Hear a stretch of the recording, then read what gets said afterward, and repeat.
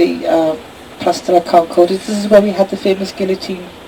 This is where Marie Antoinette and 1843 other people lost their lives. Where we have the Egyptian obelisk in the centre, this comes from the Temple of Thebes and was given as a gift to the people of France by the Viceroy of Egypt, who was called Muhammad Ali. It's 75 foot high, weighs 230 tons, and is over 3,300 years old. The pedestal on the bottom there tells the story of how they got the obelisk from Egypt through to France. They actually rolled it on logs. And it was erected here in 1856 by the last king of the French, who was called Louis Philippe. As I say, it stands on the site of the famous guillotine. No wonder he couldn't destroy the city, so this is where he lived during the occupation. Now, Paris was actually founded by the Romans. The old Roman word for Paris was Lutetia. Lutetia Parisiorum, hence the name. Now then, it's you can see that in the lampposts, the very ornate lampposts here. Can you see how they're actually like little Roman galleon ships? This represents Paris as a Roman city. The church up there on the right is the Church of St Mary Magdalene, or La Madeleine. You'll see that later on. Another hotel here to the right. Just set back off the road behind the trees there, we have the American Embassy.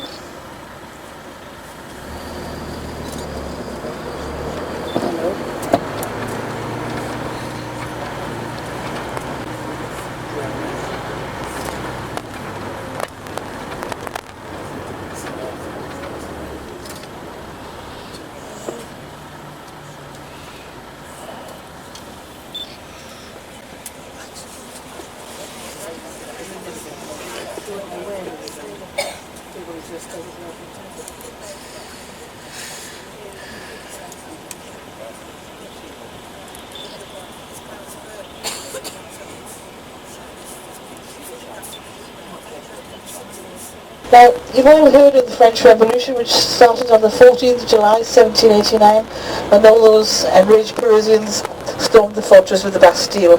It took about a year to dismantle the Bastille prison, and a lot of the stones from the Bastille were used to build the Concorde Bridge, the next bridge we're going over now.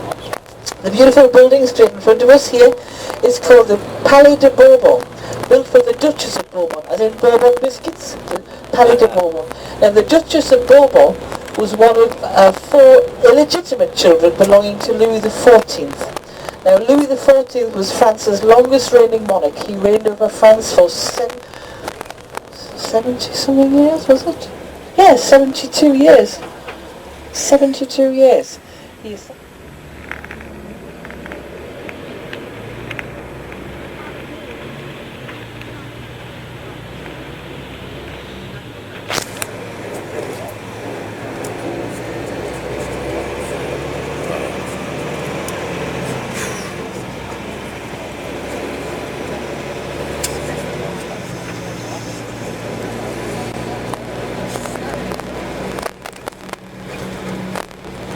So at the moment we're on the Boulevard Saint-Germain, one of the 2 main boulevards on the left bank of Paris. A bit further down Boulevard Saint-Germain we have the oldest church in Paris, which is called Saint-Germain-du-Pré, which is a beautiful church.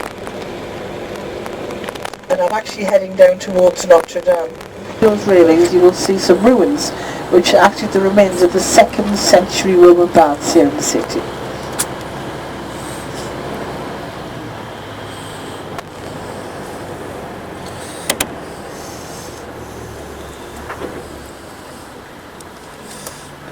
Now, if you want to have a snack, I'm just going to take you down a little street there, just a few yards down on the left. I'm going to pull in. I'm going to ask you to dive off as quickly as possible. As the traffic moves away, there it is. It looks at Notre Dame cathedral. We'll be looking closer.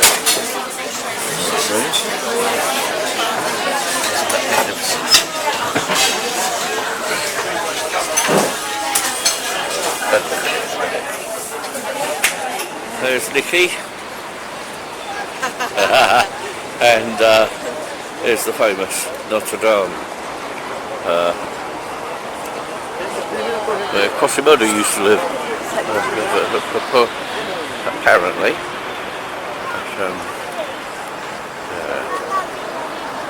But, always wanted to see Notre Dame. Haven't we, Boo? Yes. Oh, yes.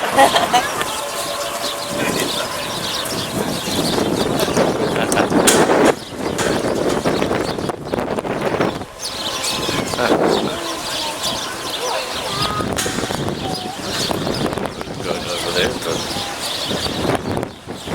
that's all the Notre Dame.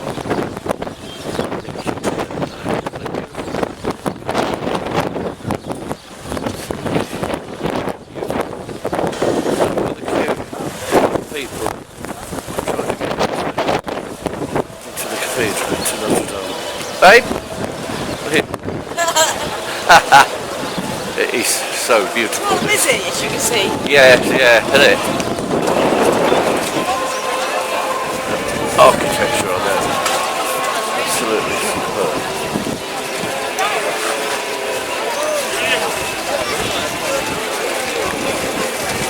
Look at that.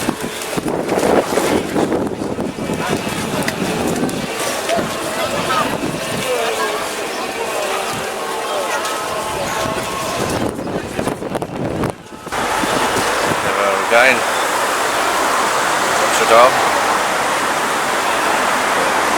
Leisurely look at it from this angle, and of course down here you see the stalls outside. There's even one there with paintings. Kind of reminds me of a film, An American in Paris, who tried to sell his paintings. That's Notre Dame. Interesting little train here in Paris, just around the corner from. And there's our coach over there. Cross the other way, babe. Well, no, it's only there for protection. It's not there to antagonise.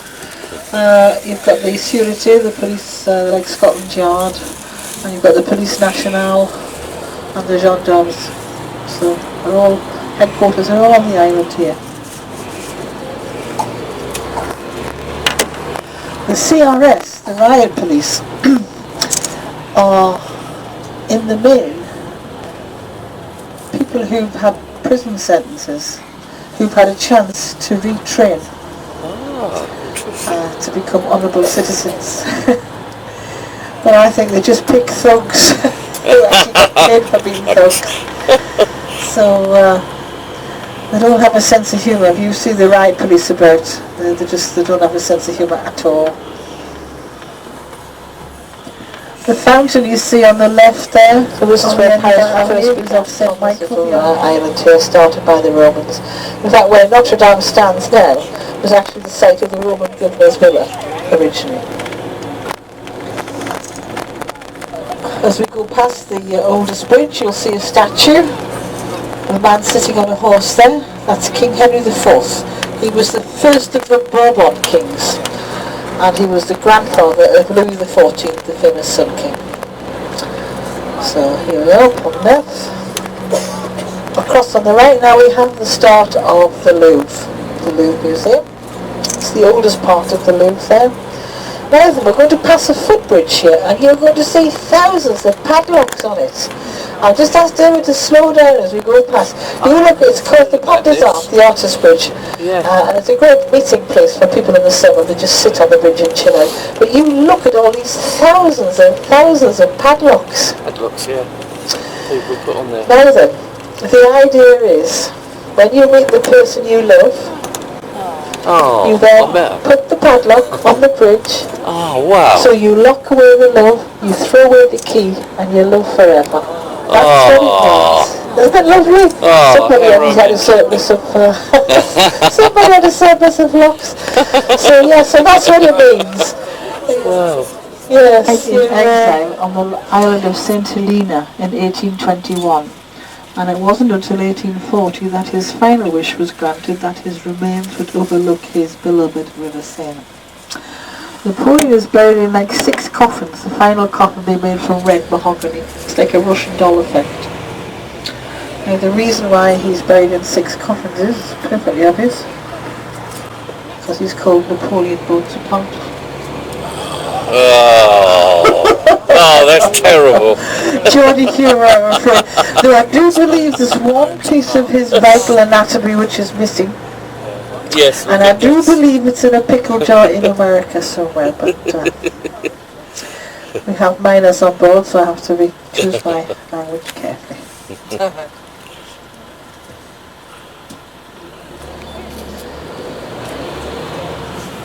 The Empress Josephine